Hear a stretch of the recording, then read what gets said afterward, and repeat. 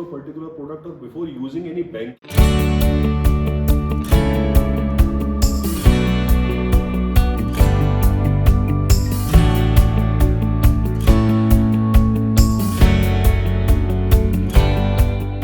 Hello everyone, welcome to the new episode of IPER Faculty Insights. I hope till now you are aware that our faculty members are talking to you on the new management concepts which are practiced in the industry nowadays. In that connect, we thought that a very significant and dynamic thing is happening in the financial landscape, and that is FinTech. You all are aware about it.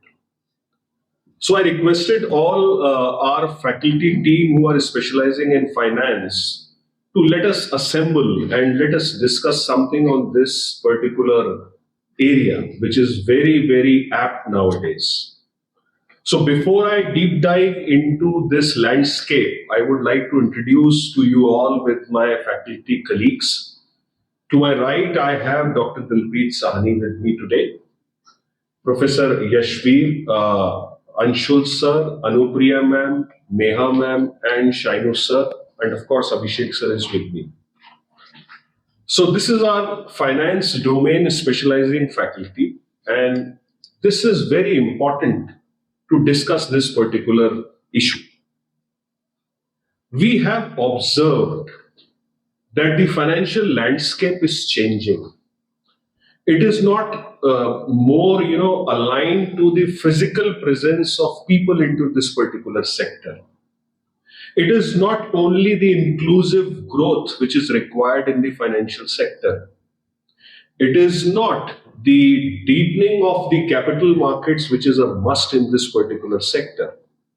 And it is not only the government reach towards the bottom of the pyramid through this particular technology. Above that, it is more of business.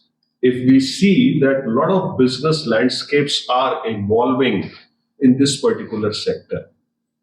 So I was thinking that FinTech has changed the whole concept of how we deal with finances in Indian economy.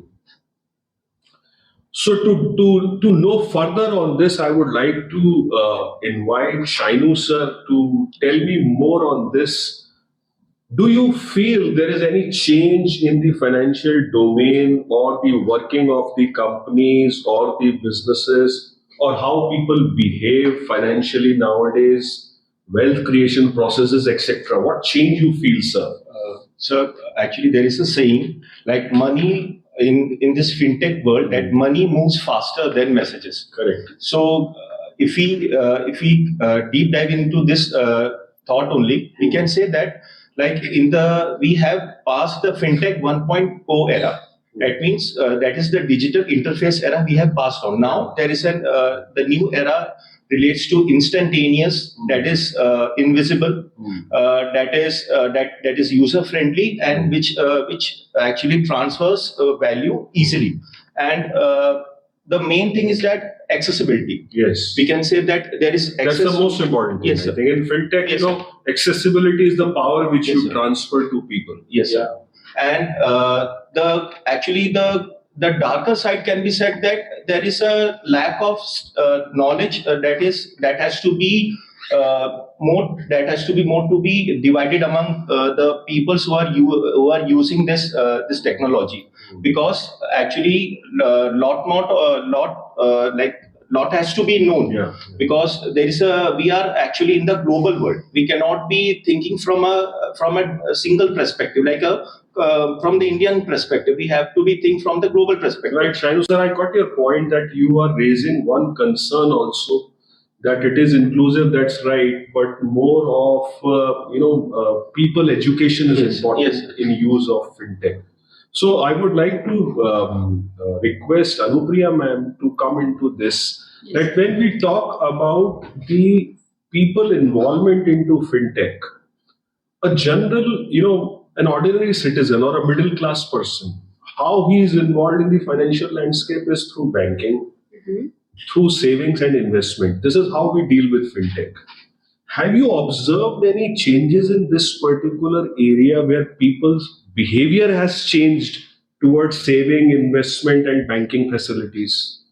Yes, sir. As Shainu sir explained and tell that definitely fintech is actually a network based common like it more users, more acceptance, more users. And it is actually creating a virtuous cycle. Okay. It is not only limited to people or something. It is actually creating a virtuous cycle. Means people are accepting cost. Means the main part is the low tech cost. And it is actually converting into And the that's very expansion of important reach. because cost reduction Is in the this most whole important. process is the most important. In Yes, fact, sir. I would like to add on what you are saying is if you do certain calculations, 0.5 to 0.75% of returns, if we calculate and extrapolate in for 15 years down the line, it is almost 1 CR on a given investment. Yes, sir.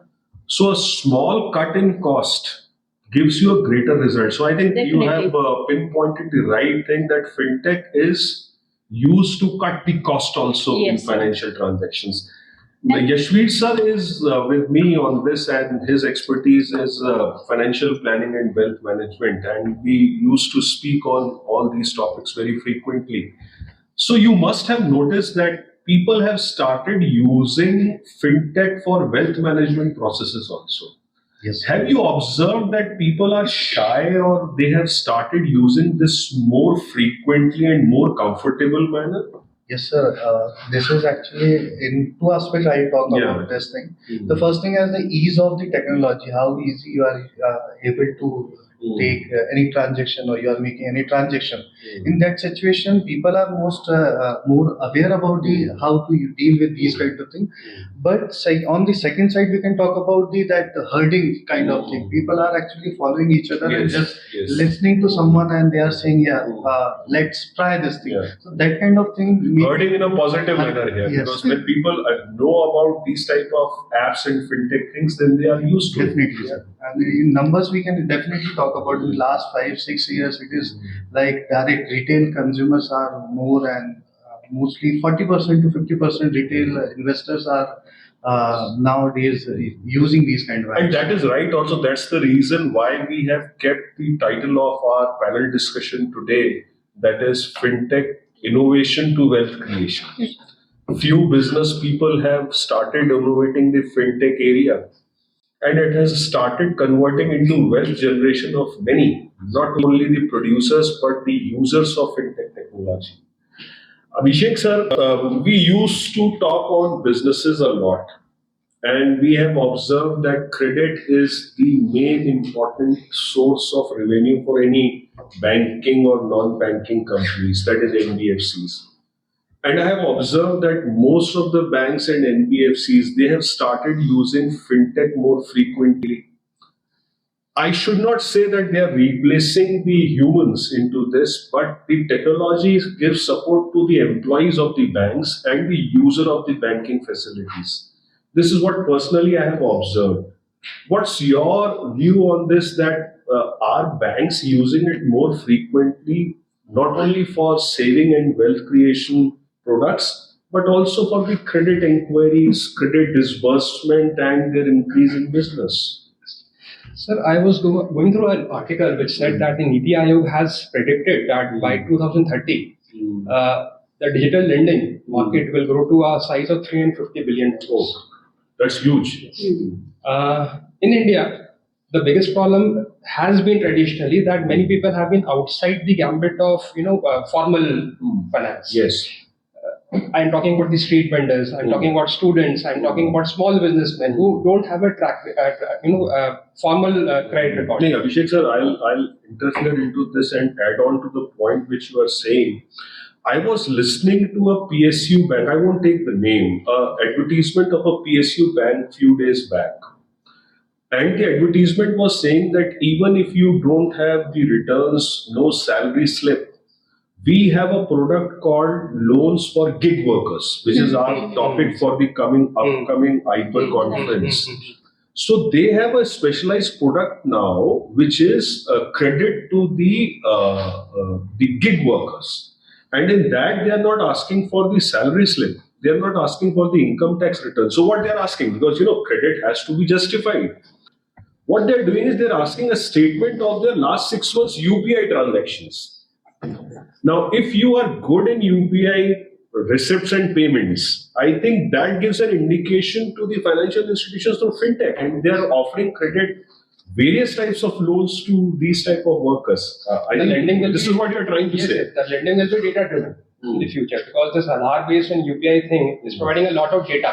I read it that sir, nowadays fintech is not only financial access, Yeah. it is data generation, Correct.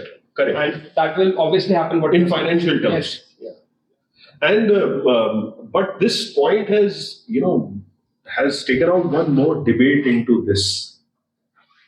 Digital lending, we have seen that there are a lot of foul players also in this particular area, and a lot of cyber crimes which are happening in this particular area is there. Cybersecurity will be an issue in fintech. Neha ma'am, you deal with the finance subjects also as well as quant subjects also. So you are a person of both sides. You know the data, you know the outcome of that data. So what's your opinion on this? That this digital platforms are giving some cyber threats also. How we are going to handle? How the industry is going to handle this? First of all, thank you, sir.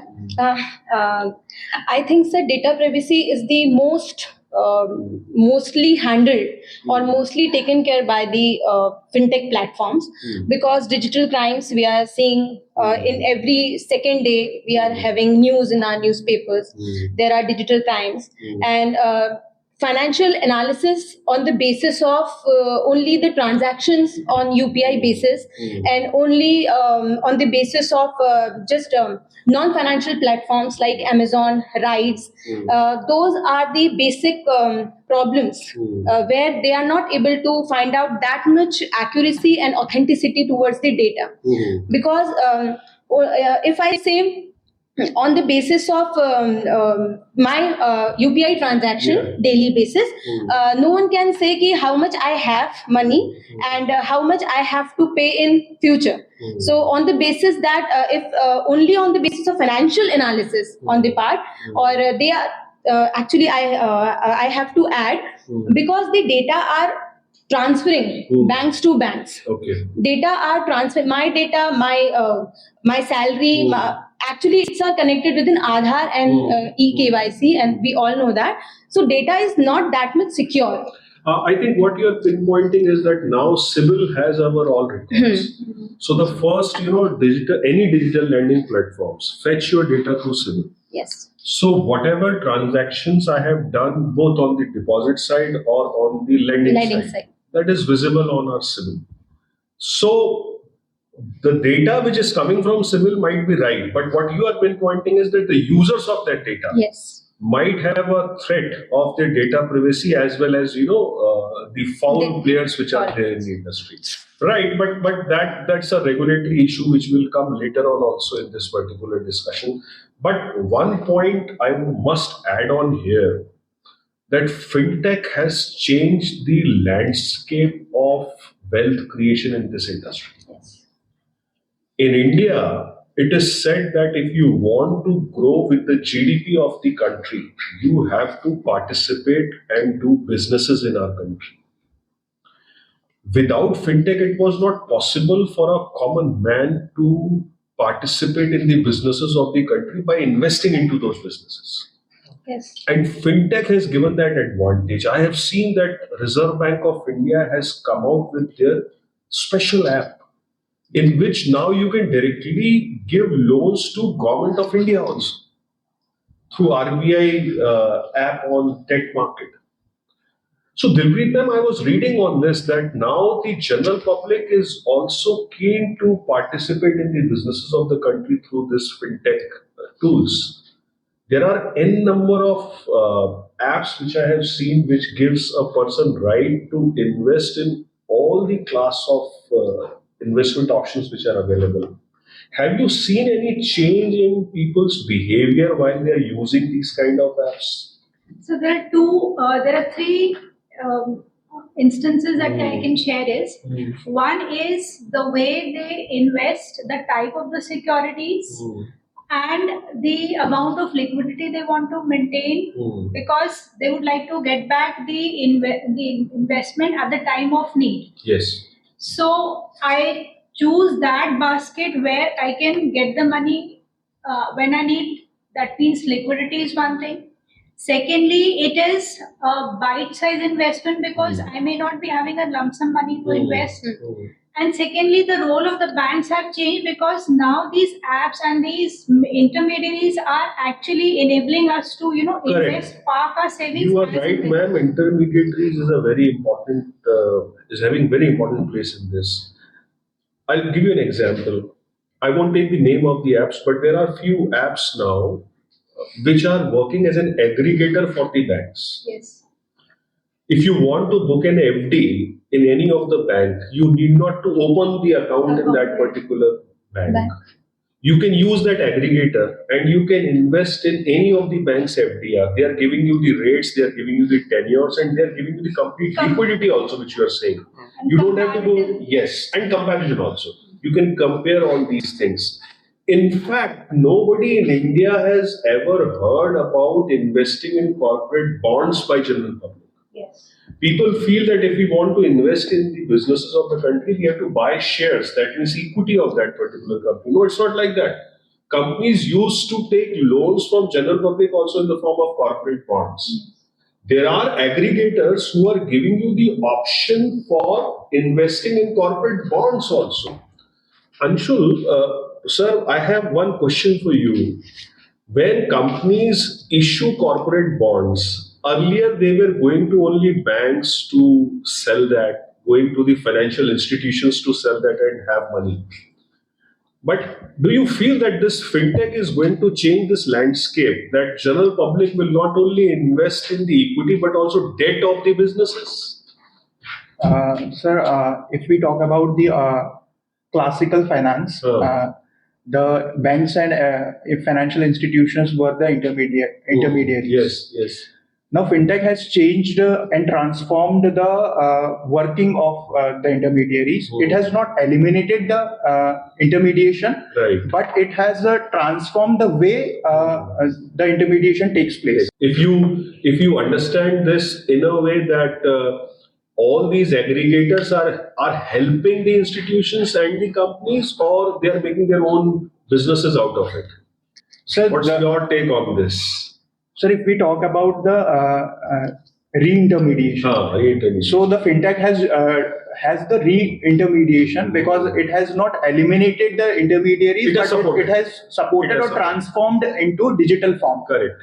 More, in use now from both sides. Yes, sir. The person who needs money and the person who invests. So one concept related to this is disintermediation. Disintermediation has not taken place by through FinTech. Yes. FinTech has re-intermediation. But yes, there is an important part, Abhishek sir. We know that deepening of capital markets is very important. As I was pinpointing, Dilpreet ma'am is a teacher for economics. Also, you will agree with me that if you want to have no concentration of wealth among the people of citizens of this country. So in that case, this is very important what I was discussing with Abhishek sir, that deepening of capital markets, where the exposure to general public is there to the capital markets, both in the form of debt and equity. Sir, do you see any change further into this, or this is going to be stagnant here itself? So there will be a change according to me, because when FinTech has enabled so many people to enter the mainstream of investing. I was reading that the number of account holders was 1.6 crores in the year 2014, which has now burdened to 22 crores. Out of which 13 crores are unique. Out of which 4.5 crores are active users, active retail investors. And that's an insight. That's an insight you are giving. So now, sir, when so many people are investing, the investment part, the apps like Grow, the apps like Zerodha, they are not only providing them with trading and investment options. They are selling mutual funds. In future, you might see they are supermarkets, financial supermarkets. So FinTech has evolved a new kind of business to provide financial supermarkets to people. And to add on what Shainu sir, I have observed that they are not only providing the facilities to invest into this, but they are educating also. Yes, sir. If you want to learn finance before investing into a particular product or before using any banking facility, even from any aggregator, they teach you also. Right? They explain you what is this whole concept all about. So I think industry is taking shape not only in providing the solutions, but educating the people also in the financial landscape.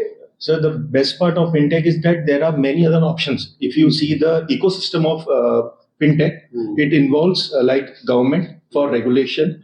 It involves other customers, that is the general public. It involves the traditional financial institutions, and it involves the other technological developers. These ecosystem actually create I can say that a safe environment where they are educated also. And the best part is that we can say that there is a lot of awareness around this, because many of those the users are more interested to do more about what is about FinTech, how we can use in other aspects of business also, not rather than only for just transferring of money from here. Correct. So there are other options. So like there's, for example, there is a regulation tech, where actually the main content is based upon what is the government regulations that has to be followed. Because sometimes when we apply or when we are in these apps, it might be possible we go off track. So legal due diligence is also possible now. I think here we have to initiate one more point, that till now we were discussing about the users and advantages of FinTech technology. But FinTech business is also growing. Yes. As we say that innovation to wealth creation. So we have discussed something about wealth creation. Innovation is from the businesses side. I see a lot of young entrepreneurs who are starting some businesses out of FinTech. I have observed different kind of business ideas. Neha ma'am, the other day I was again listening to an advertisement. I'll take a name here also. Lende. That was an app. Now what that app does, I am a private person. If I have some surplus money and I want to lend to someone, so that platform, that aggregator meets the person who needs funds and the person who has surplus. Yes. And then they connect the dots and the business deal done, and some commission is paid to the intermediary aggregator. Yes. These are some novel ideas which are taking shape by the young entrepreneurs. Do you feel that in coming times we will see increase in the innovative businesses in this FinTech area, or there will be a cluttering into this particular area? Yes, definitely there will be a very huge chances of innovations because India offers a digital population because we have large amount of large population, so this is our advantage. So I think there are some advisories, AI driven advisories, because FinTech now is working with AI plus machine learning. So what they can facilitate if someone is not that much aware about, or if someone is not having financial literacy, so they are providing their like advisor. And Neha madam, that's right. But I was trying to have your insight on business opportunities in FinTech. Are these going to grow, or we will see a saturation in some time in this particular scene also, because a lot of aggregators in a particular format. Yes, let me give you an example. Suppose there are mutual fund distributors. Now everybody is talking about SIP, everybody is talking about investments, everybody is talking about educating the investors, but there will be many. Now that will create a competition also. So that creates a challenge for the innovators into these businesses also, how to outstand themselves. So do you see any Yes, sir. challenge in this? Yes, sir. And now I got your Yeah, point. yeah. I think, sir, embedded finance is a term where financial institutions are integrating with non-financial platforms Okay. like Amazon and online ride. We book online ride. So on the basis of embedded finance, they can provide EMIs like on Amazon and Meesho like apps where they provide they are giving the choices of the product, and on the basis of EMI or insurance they can you can purchase that material or that particular thing. So I think embedded finance is one of the great innovation in the business. So Anupriya ma'am, do you want to add on what I was having a concern? Yes, sir. Is there a kind of crowding into this particular business ideas? Yes, sir, definitely. As the acceptance is increasing, then competition as well as innovation is increasing in this area. And India being the third country in venture capital in innovative funding. Correct. So, sir, the thing is that there is a wide scope. Like, sir, if we look into CredX, it is actually focusing on MSMEs, lending for them. But, sir, it by sir, like the re-intermediation, both the concept can merge and it become like a quasi-bank, quasi-digital bank. Yes. Definitely, it can provide the opportunity like that. So you have given a new idea to the industry, the quasi banks. Yes, the bank sir. will be, in a spirit of learning from you, that you are giving you some new idea Thank you, to sir. the industry. Sir, Yes. from you only. Yes, yes. Sir, as you always say, GST. Yes. So GST filing can also be a very good, like FinTech will become an information intermediary. In fact, I'll add on to this. You are touching the point of SME. Dilpreet ma'am, you know that SME is the backbone of Indian economy. And I was the other day reading about this whole concept. So I came through a particular idea which SIDBI is giving. SIDBI is giving a facility to the SMEs that if you have a bill with you and a credit is given by you to your customer, you can discount that bill through SIDBI online if it is a GST paid bill, and they will give you the finance only at the rate of 9% per annum. Factoring in. This is through FinTech. Because the data which is fetched from GST, SIDBI gets confidence that the amount which we are getting, the amount which we are lending, is fully secure by a particular deal which is actually happening. Do you feel that this FinTech is going to change the way the SMEs are working in financial area in this country? That means, will the SME will be getting more finances from the banks and NBFCs with the help of this FinTech? Yes, actually the SMEs lack two things. They don't have a credit score, so they don't get loan from the traditional banks. They need somebody to have confidence on them so that they are able to get loans. So the digital footprints these SMEs have or the owners have, that is one way they can get loan from these FinTech companies. Secondly, they are able to, because earlier the bank used to give credit based on the 5 C's. Now this 5C is actually the aggregator who is using your footprints to, give you loan or give you certain services which you were earlier ignored or you were not given. So this is one way these SMEs will get a chance. Secondly, there are other platforms like the P2P lending platforms where the bank is not the actual intermediary. The lender and the consumer can connect together, and the spread between the bank has, expanded. So SMEs will some or the other way benefit. Secondly, SMEs should be there because they are the venues which provide employment opportunities. So at the macro level, they are going to push consumption, production, and indirectly they contribute to the... So I'll extend your point and I'll bring my colleagues Abhishek sir and Yashveer sir into this, because I know that you both are expert in capital markets also, you know about it. So we have seen that this SME IPO is the new thing which is happening. The SME is going to the NSE emerge market and taking equity from general public also.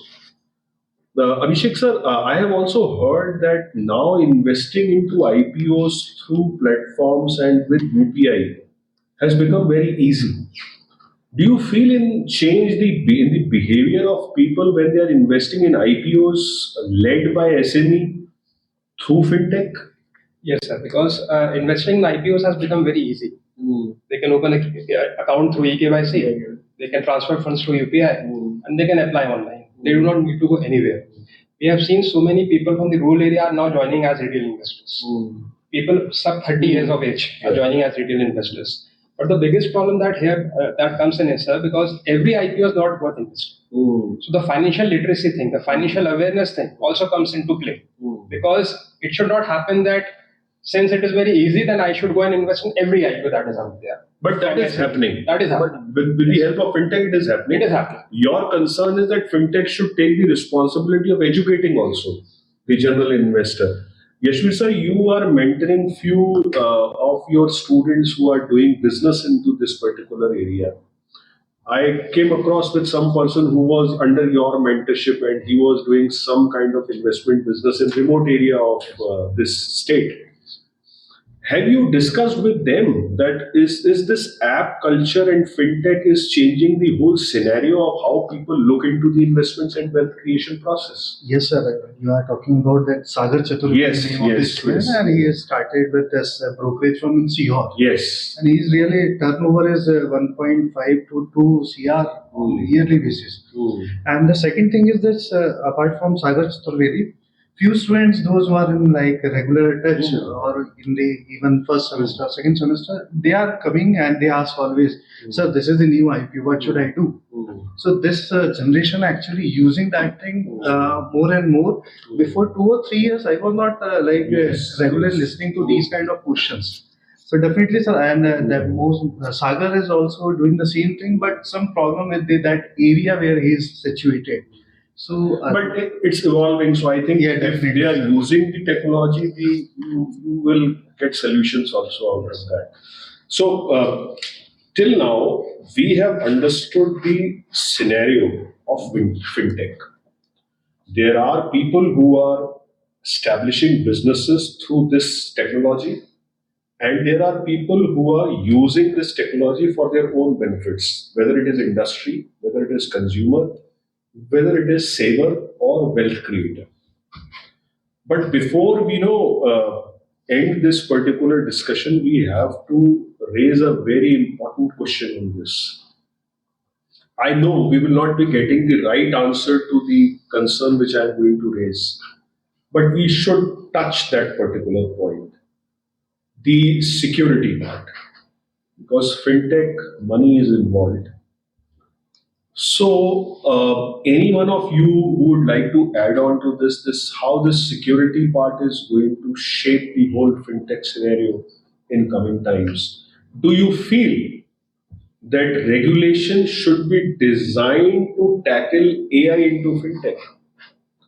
What I am saying is, at the moment, whatever FinTech businesses are happening through various aggregator apps, they all have to get approval from the respective authorities. So there is no issue in that. But because AI is not regulated yet, now this is the concern which we as a IPER faculty group is raising. Because AI is not regulated yet, but these businesses are using extensively the AI technology. Yes. Now the business is regulated, but the raw material of that business, which is AI, is not regulated. This is the bigger question which we are raising on IPER Forum. Till AI gets regulated, will it be too late or some midway will be there? Any one of you, if you can add on to this concern. Yes, Anupriya ma'am. Sir, as RBI definitely entered in this because money is involved, and if any incident of their collapse will happen, then it is definitely going to spook the customers. So RBI have given many guidelines, like sir, it is the Digital Data Protection Act 2023. plus guidelines. So the thing is that the guidelines are here, but sir, it must be backed with some audit. Sir, there should be some algo testing. Sir, there must be some like sir unit for like compliance mechanism, mitigation of reckless behavior. Sir, there should be they need to create a funnel and the checklist that every organization who is playing in the fintech, they should follow these things, that it should be embedded with the proper auditing. But because what I have observed in the industry is that because of this AI usage, the data fetching becomes very easy. Very easy, sir. So you get data of people who are being discarded by other fintech companies to give you credit or to give you certain facilities. Now that data is sometimes used by other companies to learn, give incentive to you that you have not got credit, we will give it to you. Now this data is coming through AI. Regulation wise, there is no harm into this also, but there will be a threat that people should end up in paying more, which is not required. Yes, and that raises a concern. So what I was thinking is that in this particular area, audit of not only the businesses, but this is a vague idea. I don't know how system will take it, but this is the suggestion which we can give as academicians, because some research we have done. Now, audit should not be only for the laws of land, whether you have followed or not. Audit should be done for your APIs also. That means the data which you are going to fetch to generate your businesses, that should also get audited. What will be the source of that particular data and how you are going to get it? The protocol should be there. And if every company is following that protocol, I think the problem gets resolved. This is what our idea is. And I'm very happy to see that the faculty group of IPER has come up with this idea. In fact, when a few days back, I was talking to my finance team that what's new is happening in this particular economy. So everyone, you all gave, a single voice answer that fintech is the thing which is there. So when they give such kind of responses, I said that let's meet and why not to educate ourselves first and then pass it on to the people who are listening to us. That's our moral responsibility also, because in IPER, we do care of all our stakeholders, and our stakeholders are not only our students, but the business people converted from students, the corporate sector where our students are getting jobs, the parents, the friends, the society, they all are our stakeholders. Even the government is also a stakeholder because we have to support them also in the journey of this nation's growth. And this is one small part we have done today. I must thank you all to do this wonderful discussion. And I am, on behalf of you all, I am going to commit to our audience that very soon we will be coming on more fintech ideas to you, how that can be used, how it is going to change your lives. IPER Faculty Insights are the key. Thank you.